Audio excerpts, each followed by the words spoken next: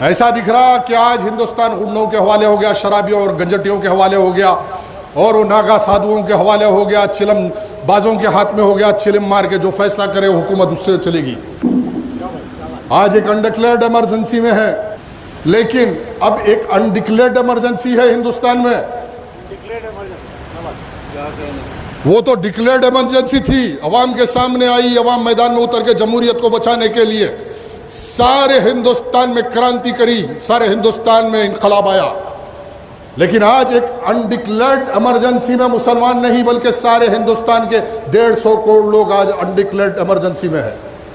इसलिए कि आपने देख रहे हैं कि कर्नाटक के वो हालात है कि ओहदेदार कानून की किताब हाथ में जरूर है, लेकिन किताब पे चलने वाला नहीं है, लेकिन उसकी अपने हिंदू सरबराहों की अहकामात की को मुकम्मिल करना उसकी जिम्मेदारी है। यही तो अनडिक्लेयर्ड इमरजेंसी है जहाँ कानून खत्म हो जाता।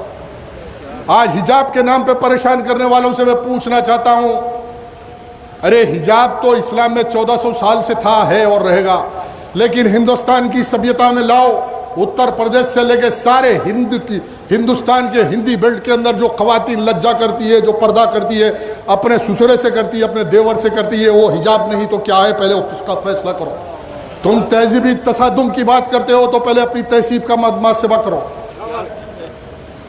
और आप देख रहे हैं कि जहांगीरपुरी दिल्ली के वाक़यात, ताज़ा तरीन वाक़यात आपके सामने हैं। आपको सब्र का दामन छोड़ना नहीं है और उलझकर ऐसी ताकतों के साथ नहीं जाना है जो हमारी बर्बादी का सबब बने। आप देख रहे हैं कि हिंदुस्तान में अभी सेकुलरिज्म बाकी है। अगर कोई कह रहा है नहीं है तो ये गलत बात है। बृंदा करत की शक्ल में कम्युनिस्ट पार्टी की लीडर CPM की आई। मैं कल ही रात को उनसे टेलीफोन पे बात किया, मेरे से बड़े अच्छे ताल्लुकात है, मैंने उनका शुक्रिया अदा करा, सीताराम येचूरी का शुक्रिया अदा करा। जहां दिल्ली में बड़े बड़े सरमाएदार मुसलमान बड़ी बड़ी तंजीमों के सरबराह रहते हैं, जहां जामा मस्जिद है वहां के इमाम हैं, जहां मुस्लिम पर्सनल बोर्ड के बड़े बड़े कायदीन दिल्ली में रहते हैं, कोई नहीं आया मुसलमानों के मजलूमों के उस झोपड़ों को बचाने के लिए। आज फिरका परस्त ताकत तकारीर करके मुसलमानों को वरगलाने वालों से मैं मुखातिब हूँ कि बृंदा करत का हम शुक्रगुजार करते हैं। उस खातून ने सुप्रीम कोर्ट का आर्डर ला के बुलडोजर के सामने खड़े होकर मजलूम मुसलमानों के जो असासों को बचाया, मैं उसका शुक्रगुजार हूँ, मैं एहतराम करता हूँ। मैं वैसी ताकतों से साझेदारी करूँगा जो RSS और BJP को शिकस्त देने के लिए हिंदुस्तान में आज सीना सपर है, मैदान में है। ये नहीं कि मैं 1.5 ईंट की दुकान लगाऊंगा और इसका नतीजा ये होगा कि BJP ताकतवर हो जाएगी।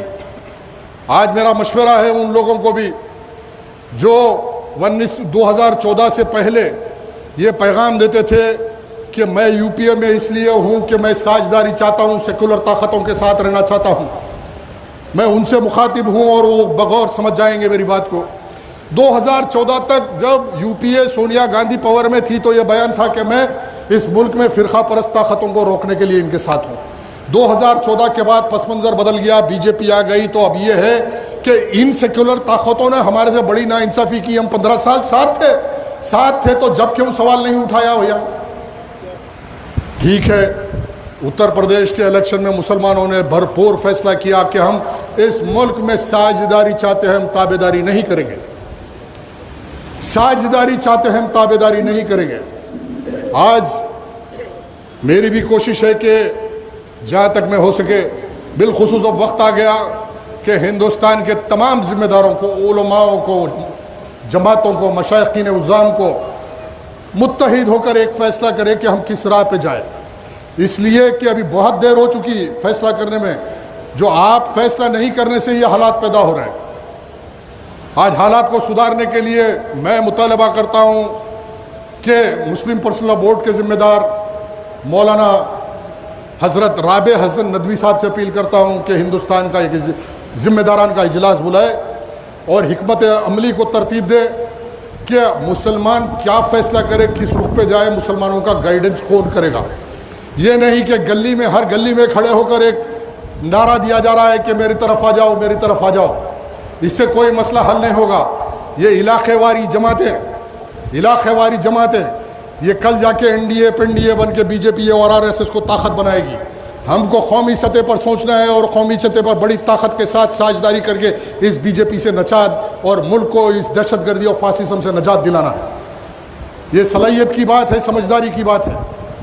ये नहीं कि अपनी शख्सियत के लिए या मेरी शोहरत के लिए कुछ हासिल होने वाला नहीं है। मैं आज कह रहा हूँ कुछ हासिल होने वाला नहीं है।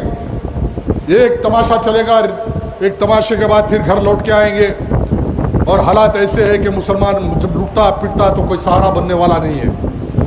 मैं इस जलसे से मुसलमानों को यही पैगाम देता हूँ कि कुरान से वाबस्ता हो जाओ। कुरान अदल का पैगाम देता है और हम एक बेहतरीन उम्मत है। बुराई से लड़ने के लिए आए तो अपने माशरे का मुहासिबा कीजिए, अपने घर का मुहासिबा कीजिए, अपने आप का मुहासिबा कीजिए, अपनी बुराइयों का मुहासिबा कीजिए। रमज़ान का महीना है, सब्र का महीना है, अल्लाह को राज़ी करने का महीना है। इस महीने में इस्तग़फ़ार कीजिए कि अल्लाह हमसे अगर नाराज़ है तो ये हालात हमारे सामने हो रहे, अल्लाह राज़ी हुआ तो कोई हमारे हालात नहीं बिगाड़ सकता। अस्तग़फ़िरुल्लाह अस्तग़फ़िरुल्लाह अस्तग़फ़िरुल्लाह के नारे लगाइए घर घर में। इस्तग़फ़ार और तौबा से अल्लाह राज़ी होगा तो हालात बदलेंगे। अल्लाह को अगर राज़ी करना है तो तौबा करना है, इस्तग़फ़ार पढ़ना है।